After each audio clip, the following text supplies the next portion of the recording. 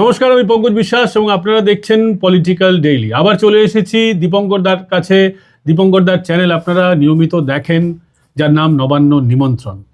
বেশ কয়েকটা ঘটনা ঘটে গেছে ইতিমধ্যেই। তার মধ্যে অন্যতম হচ্ছে হুমায়ুন কবির মোহাম্মদ সেলিমের সঙ্গে দেখা করেছেন এবং একটা জোট তৈরির চেষ্টা চলছে, যার ফলে মমতা বন্দ্যোপাধ্যায়ের শিবিরে অর্থাৎ তৃণমূল শিবিরে কিন্তু একটা চোরা স্রোত বইছে যে কি হবে তাদের যে প্রিয় ভাইয়েদের ভোট, দুধেল গাই ভোট, মুসলিম ভোট, ভালো ভাষায় বলতে গেলে আমরা দুধেল গাই শব্দটা ব্যবহার করতে চাই না, এই মুসলিম ভোটটা নিয়ে কি হবে দীপঙ্কর দা? দেখো, এটা তো হওয়ারই ছিল। মানে গতকাল যেটা ওয়েস্টিন হোটেলে যে মিটিংটা হলো মোহাম্মদ সেলিমের সঙ্গে হুমায়ুন কবিরের, তো হুমায়ুন কবির কিন্তু নিজের দমে আছেন, মানে নিজের ডাঁটে আছেন, এটা বলা যেতে পারে। হুমায়ুন কবির এমন না যে মোহাম্মদ সেলিম বা নওশাদ সিদ্দিকী বা আসাউদ্দিন ওয়েসি এরা না এলে উনি পিছিয়ে যাবেন। মানে আমি যতটা চিনি হুমায়ুন কবিরকে, হুমায়ুন কবির হচ্ছেন একদম খুব সাধারণভাবে মিশে গেছেন এবং হুমায়ুন কবির একটা অ্যাপিল তৈরি করতে পেরেছেন, বিশেষ করে মুসলিমদের মধ্যে। তুমি দেখো এই 6 ডিসেম্বরে যে মসজিদ, দেখো কি নাম হবে না হবে, কোন কলাপাতা হবে না কি হবে সেটা আলাদা কথা, কার নামে হবে, কিন্তু একটা অ্যাপিল তৈরি হয়েছে, অস্বীকার করার উপায় নেই। মানে এটা বললে মিথ্যে কথা বলা হবে। হুমায়ুন কবির কিন্তু মুসলিমদের একটা বিশ্বাসযোগ্যতা অর্জন করতে পেরেছেন। অন্যদিকে মানে আইএসএফ এর যিনি এখন চেয়ারম্যান নওশাদ সিদ্দিকীরও কিন্তু একটা অ্যাপিল রয়েছে।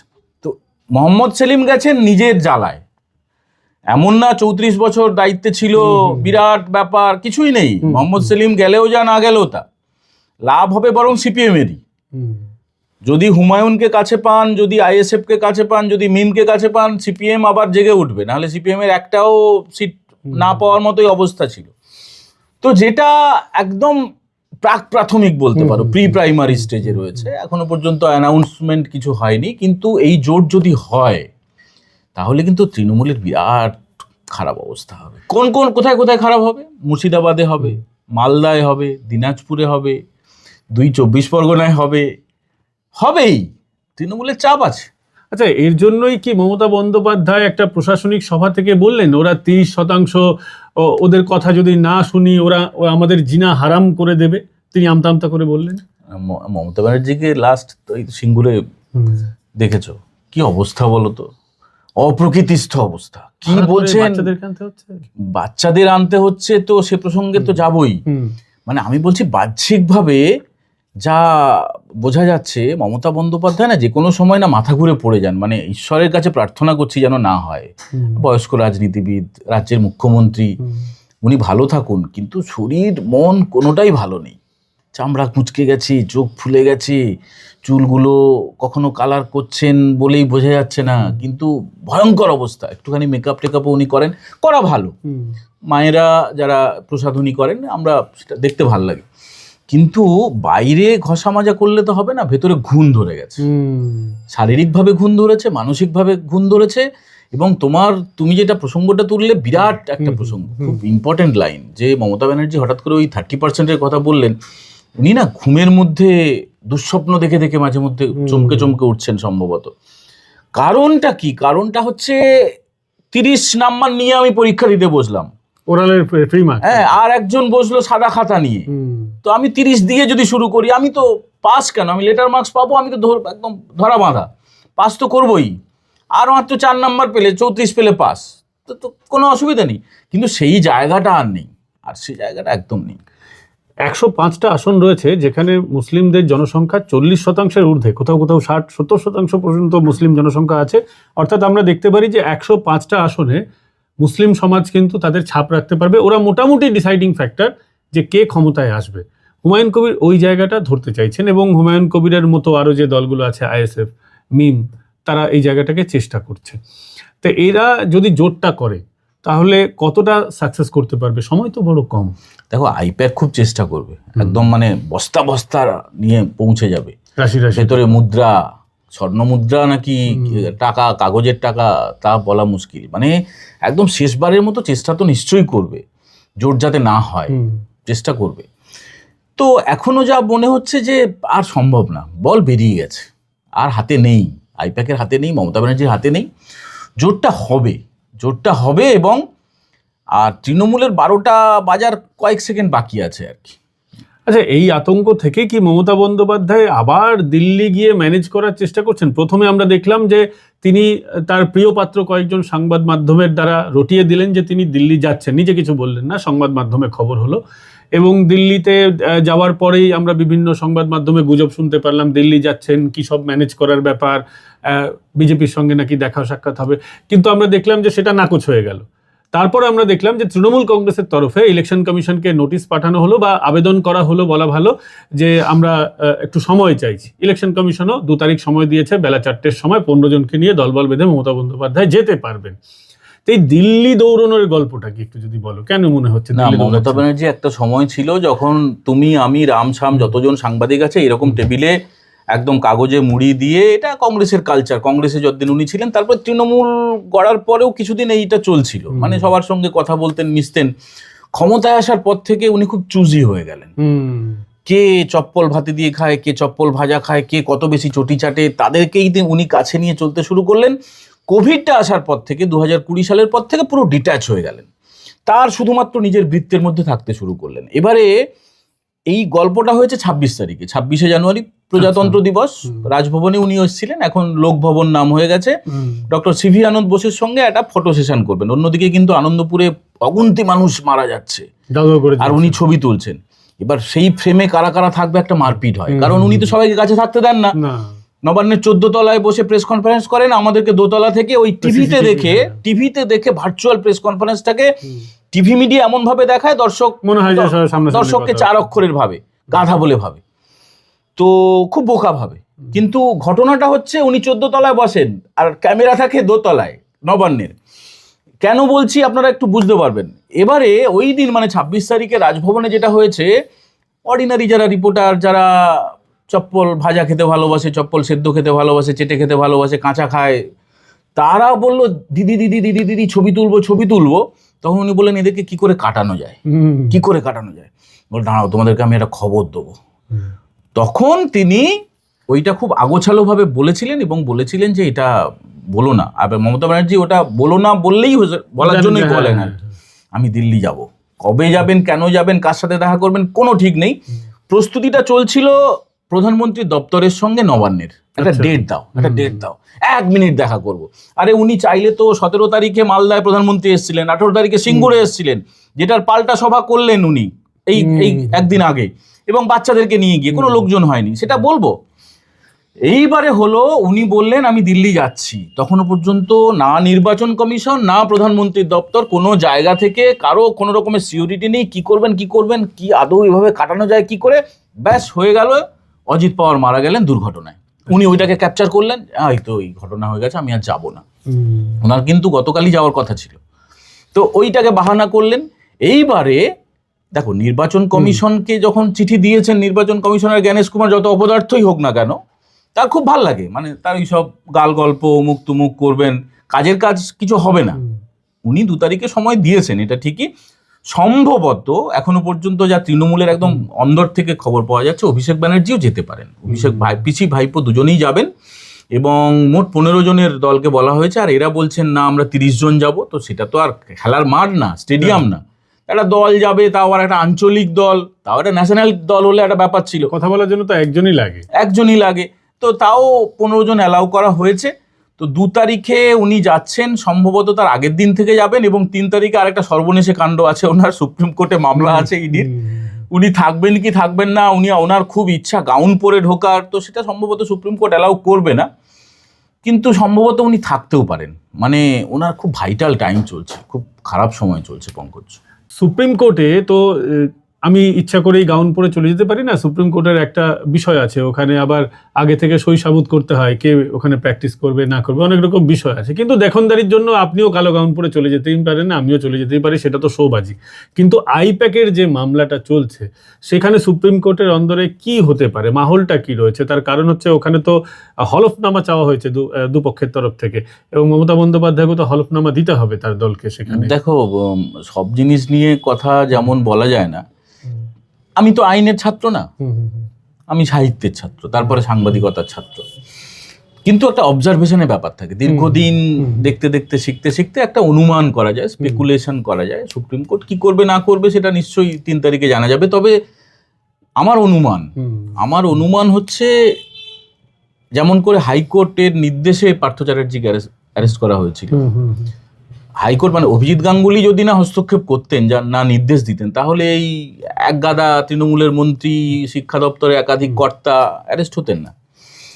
সুপ্রিম কোর্টকে সম্ভবত হস্তক্ষেপ করতে হবে, কারণ ইডি সিবিআই মেরুদণ্ডে প্রবলেম আছে, ইডি সিবিআইর মাথায় প্রবলেম আছে, কোনো লোভ লালসার ব্যাপার গল্প আছে, যেটা বাজারে শোনা যায়, খুব একটা খারাপ কথা না। রক্ত মাংসের লোক তো, কোথায় under the table upper the table কি হয় না হয়, এখন আমাদের কাছে তো এভিডেন্স নেই। ব্যাপারটা হচ্ছে কিছু না কিছু আছে, বা দুর্বলতা আছে, মমতা ব্যানার্জির প্রতি ব্যথা আছে, এখানেই হস্তক্ষেপ করতে হবে সুপ্রিম কোর্টকে, এবং সম্ভবত সুপ্রিম কোর্ট হস্তক্ষেপ করবেন। উইকেট পড়বে, কিছু করার নেই, উইকেট পড়বেই পড়বে। অন্যদিকে আমরা দেখতে পাচ্ছি যে অভিষেক বন্দ্যোপাধ্যায় চারিদিকে সেবাশ্রয়ে ক্যাম্প করছেন। অভিষেক বন্দ্যোপাধ্যায় বড় বড় র্যাম্প করছেন, বিভিন্ন রকম চমক দেওয়ার চেষ্টা করছেন, কিন্তু তা সত্ত্বেও না ওনার মিটিং মিছিলে লোক হচ্ছে, না ম্যাডামের মিটিং মিছিলে লোক হচ্ছে। বাচ্চাদের মানে আমরা তো ছোটবেলায় গ্রামে গঞ্জে শুনতাম ছেলে ধরা হয়, বাচ্চা ছেলেদেরকে ধরে নিয়ে চলে যায় বা মেয়েদেরকে ধরে নিয়ে চলে যায়।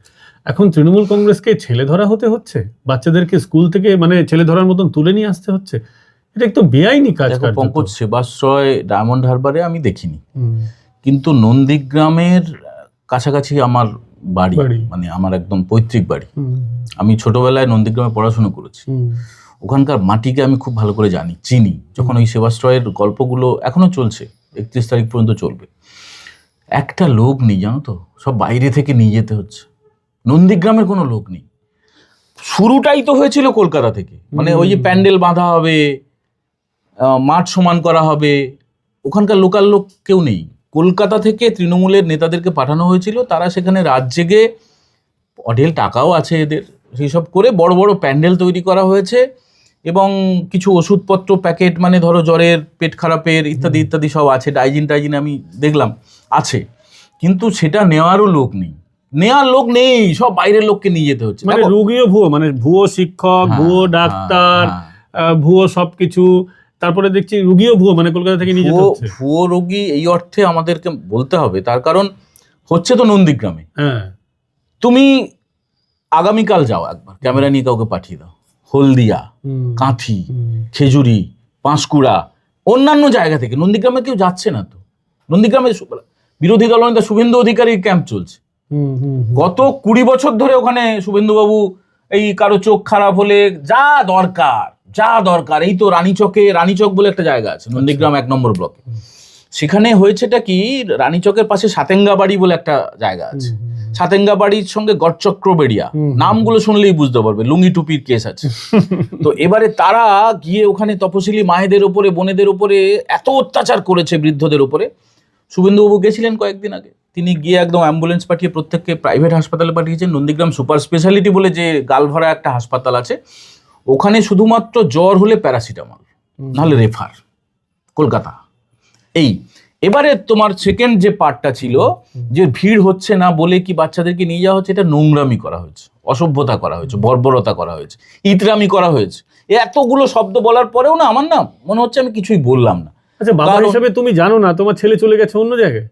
আমি জানি না, মানে দেখো স্কুলের নিয়ম যেটা আমি তোমাকে বলছি, যে একদম স্কুল শিক্ষা দপ্তরের অফিসিয়াল নিয়ম হচ্ছে, স্কুল থেকে যদি পিকনিকেও নিয়ে যাওয়া হয়, একদম তোমাকে দায়িত্ব নিয়ে বলছি, পিকনিকে যেতে গেলেও তার বাবা মায়ের স্বাক্ষর লাগবে, একদম অ্যাপ্লিকেশন দিতে হবে বাবা মাকে। আমি আমার মেয়ের স্কুলে সেখানে পিকনিকে যাবে, স্কুল থেকে আমি অনুমতি দিলাম, অমুক দিন আমি যাওয়ার জন্য অনুমতি দিলাম, এই সময় থেকে এই সময়, এবং আমি আমার মেয়েকে বা ছেলেকে ছেড়ে আসব, আবার যখন শেষ হবে যাত্রাপথ সেখান থেকে আমি নিয়ে আসবো। আমাদের ছোটবেলায় আমরা দেখেছি, তখন তো তৃণমূলের জামানা ছিল না, আমাদের ছোটবেলায় দেখেছি যে খেলতে গিয়ে 1 ঘন্টা 2 ঘন্টা দেরি হলেও বাবা মায়েরা অতটা উদ্বেগ দেখাতেন না, কারণ তখনও একটু সভ্যতা ছিল, বামফ্রন্টের জমানা, কিন্তু তাও কিছুটা সভ্যতা ছিল। কিন্তু তৃণমূলের জমানায় কি চলছে, বাচ্চা মেয়ে উঠোনে খেলা করছে, হঠাৎ করে বোমা পড়ে যাবে, প্রাণ শেষ হয়ে যাবে, বাঁচবে না, তামান্না কাণ্ডটা বলছি। বলো তো কিরকম? তো এই ঘটনা, তামান্না তো একটা ঘটনা, একটা উদাহরণ, এরকম ঘটনা সহস্র সহস্র সহস্র সহস্র। তো ফলে আমার ছেলে বা মেয়ে সারাদিন ধরে কোথায়, কোনো খোঁজ খবর নেই, জোর করে তুলে নিয়ে যাবে, ফাজলামি হচ্ছে। জেল হওয়া উচিত, ওই হেডমাস্টারের জেল হওয়া উচিত।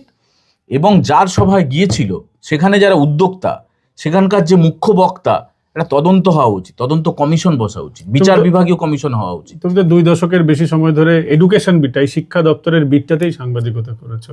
আমাকে একটা জিনিস বলো, হেডমাস্টার তিনিও তো বলছেন যে আমার কিছু করার ছিল না, প্রশাসনের নির্দেশ ছিল, মানে ভয়ঙ্কর চাপ দেওয়া হচ্ছে। একদিকে স্কুল বন্ধ হয়ে যাচ্ছে, কলেজ বন্ধ হয়ে যাচ্ছে, স্কুলে পড়াশোনা হয় না, আর যেটুকুন বাকি আছে সেখানেও নিয়ে যাওয়া হবে মিটিং মিছিলে।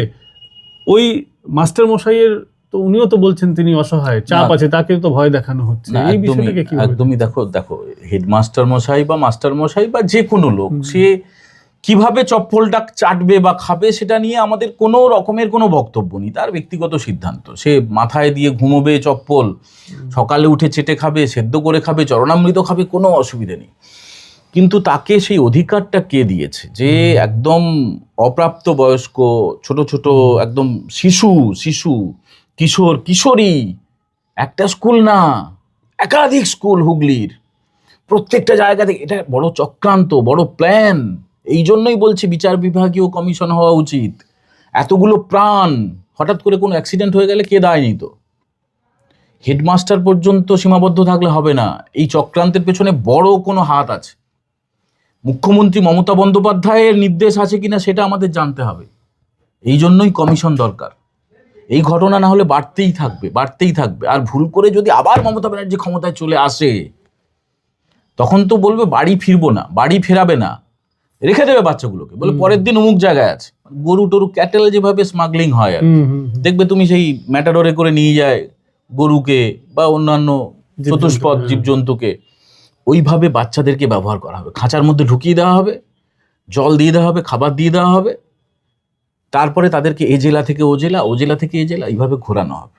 মানে আমাদের বাচ্চাদের দায়িত্ব আর আমাদের হাতে মানে আমাদের কাছে থাকবে না, রাখবে না, যদি এই সরকারটা আবার ক্ষমতায় আছে। শেষ প্রশ্ন করবো দীপঙ্কর দা, কয়েকদিন আগে আমরা দেখলাম এক্স জাস্টিস, এখন বিজেপির সাংসদ, তিনি বললেন তার কাছে একটা এভিডেন্স আছে, তিনি বোমা ফাটাতে পারেন এবং তাতে নাকি সরকার পড়ে যেতে পারে। আমরা তো জানি না অ্যাকচুয়ালি কি হতে পারে, কিন্তু তোমার কি মনে হয় কি ধরনের ঘটনার উনি ইঙ্গিত দিতে চেয়েছেন? একটা কোইন্সিডেন্স হতে পারে, কাকতালীয়, মানে কাক উড়ে গেল তাল পড়ে গেল, সেটাও হতে পারে, নাও হতে পারে। যেদিন অভিজিৎ গাঙ্গুলি তমলুকের সাংসদ এই বিবৃতি দিলেন, কলকাতা প্রেস ক্লাবে রাজন্যারা ছিল, ওদের যে ছাত্র যুব মোর্চা বলে একটা কিছু যাত্রা শুরু হয়েছে উত্তরবঙ্গ থেকে দক্ষিণবঙ্গ, ভীষণ ভালো কাজ করছে রাজন্যা। তো অভিজিৎ বাবু তার পাশে বসে খুব ছোট একটা স্পিচ দিয়েছেন, আমরা সবাই শুনেছি। ঠিক ওই দিন রাতে বিজেপির রাজ্য নেতৃত্ব একটা পোস্ট করে সোশ্যাল মিডিয়ায়, সেখানে দেখা যাচ্ছে, কারো নাম নেওয়া হয়নি ভিডিওটাতে, সেখানে দেখা যাচ্ছে জনৈক মোহাম্মদ সেলিম, তাকে ফোন করছেন একজন সবুজ পাড় সাদা শাড়ি পরা একজন মহিলা, নবান্নের সঙ্গে মিল আছে, 14 তলার সঙ্গে মিল আছে। সেই মহিলা ফোন করছেন মোহাম্মদ সেলিমকে, সেলিম ভাই আপনি তো 21-এ উতরে দিয়েছিলেন নো ভোট টু ক্যাম্পেন করে, এই 26টা দেখুন না, আর মনে হয় হবে না। এই ভিডিওটা কিন্তু বিরাট আমার কাছে প্রাসঙ্গিক মনে হয়, ইঙ্গিতপূর্ণ। একদিকে যখন বিচারপতি অভিজিৎ গাঙ্গুলি একটা কমেন্ট করছেন, অন্যদিকে বিজেপির তরফে একটা ভিডিও ছাড়া হচ্ছে বাজারে, তাহলে কি কোনো অকাট্য প্রমাণ রয়েছে যে সিপিএম এর সঙ্গে তৃণমূলের, দেখো নাম নেয়নি ওই ভিডিওটাতে, কারো নাম নেই, কিন্তু আমাদের তো এইভাবে এক এক করে যোগ করে একটা বৃত্ত তৈরি করতে হয়, এভাবেই হয়, ছবিটা আঁকা হয়, এইভাবে ডটেড লাইনগুলোকে জুড়তে হয়। তো এইভাবে জুড়ে আমার যা মনে হচ্ছে কিছু তো আছে, বড় কিছু আছে। একটা জিনিস আমার মাথায় এলো, এটাই শেষ প্রশ্ন আর কি, সেটা হচ্ছে যে আমরা দেখলাম যে কয়েকদিন আগে নিতিন নবীন একটা কর্মসূচি চালু করলেন ডিজিটাল ওয়ারিয়ার্স বলে। আমরা দেখতে পাচ্ছি যে যতগুলো রাষ্ট্রবাদী ফেসবুক পেজ আছে, ফেসবুক পেজ উড়িয়ে দেওয়া খুব সহজ ইউটিউবের তুলনায়, এমনকি ইউটিউবেও মাস রিপোর্টিং হয়েছে। তোমার চ্যানেল আমার চ্যানেলও দীর্ঘদিন সমস্যা হয়েছে, দর্শকরা অনেকে জানেন, অনেকে নাও জানতে পারেন। এই জায়গায় দাঁড়িয়ে এই যে বিকল্প একটা শক্তি তৈরি করার চেষ্টা, ডিজিটাল ওয়ারিয়ার্স, অর্থাৎ মমতা বন্দ্যোপাধ্যায়ের টিম বা আইপ্যাক টিম বা তৃণমূল কংগ্রেসের যে একেবারে শব্দটা ব্যবহার করতে আমি বাধ্য হয়েছে, যে নষ্টামি শুরু করেছিল। বিভিন্ন রাষ্ট্রবাদী নেতা হতে পারে, বিজেপির নেতা হতে পারে, সাধারণ মানুষ তৃণমূলের বিরোধী হলেই তাকে ব্যক্তিগত আক্রমণ, তাদের এআই ছবি এবং কুৎসিত ছবি বাজারে এসেছে। তো সেই জায়গায় এটা কতটা ফলপ্রসূ হতে পারে ডিজিটাল ওয়ারিয়ার্স কর্মসূচিটা আর কি? দেখো, ডিজিটালি কিন্তু বিজেপি এগিয়ে আছে। 2014তেই আমরা দেখেছি যে যেভাবে নরেন্দ্র মোদীর ক্যাম্পেইন হয়েছিল, একদম সেই 3D আলো দিয়ে, মানে নরেন্দ্র মোদী যাননি কোনো একটা জায়গায়, সেখানে নরেন্দ্র মোদীর অবয়ব তৈরি করে তিনি বক্তৃতা দিচ্ছেন, এইভাবে গাড়ি প্রচার করেছিল। তো ডিজিটালি সব দলই এগিয়ে যাচ্ছে, গোটা বিশ্ব এগিয়ে যাচ্ছে। বিজেপি অনেকটাই অন্যান্য দলের থেকে এগিয়ে আছে বলে আমার মনে হয়। তারপরেও যে বাড়তিভাবে নজর দেওয়া হচ্ছে, এটা খুব ভালো, এটা খুবই ভালো। কারণ এটা ঠিকই যে যারা রাষ্ট্রবাদী, যারা দেশকে ভালোবাসে, যারা নেশন ফার্স্ট মন্ত্রে বিশ্বাস করে, তারা যারা কাজ করছে, তাদের চ্যানেলগুলোকে, তোমার চ্যানেল, আমার চ্যানেল, আরও একাধিক চ্যানেল, তাদেরকে উড়িয়ে দেওয়ার চেষ্টা করা হচ্ছে। এবং একদম শুধুমাত্র কলকাতায় না, কলকাতার বাইরে, দেশের বাইরে থেকে অপারেট করা হচ্ছে। বিরাট বড় একটা চক্রান্ত চলছে, র্যাকেট কাজ করছে। তো সেটাকে ঠেকানোর জন্য যা যা করা দরকার তা করা উচিত।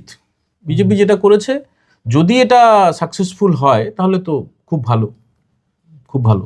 অসংখ্য ধন্যবাদ দীপঙ্কর দা। আমরা কথা বলছিলাম দীপঙ্কর দার সঙ্গে। দীপঙ্কর দার চ্যানেলের নাম নবান্ন নিমন্ত্রণ, আপনারা নিয়মিত দেখেন, প্রচুর মানুষ সমর্থন জানিয়েছেন। আমি বলবো এই চ্যানেলটাকে আপনারা সাবস্ক্রাইব করে নিন এবং ফেসবুক পেজে ফলো করে নিন। ভালো থাকবেন, সুস্থ থাকবেন। আগামীকাল আবার দেখা হচ্ছে। নমস্কার, জয় হিন্দ।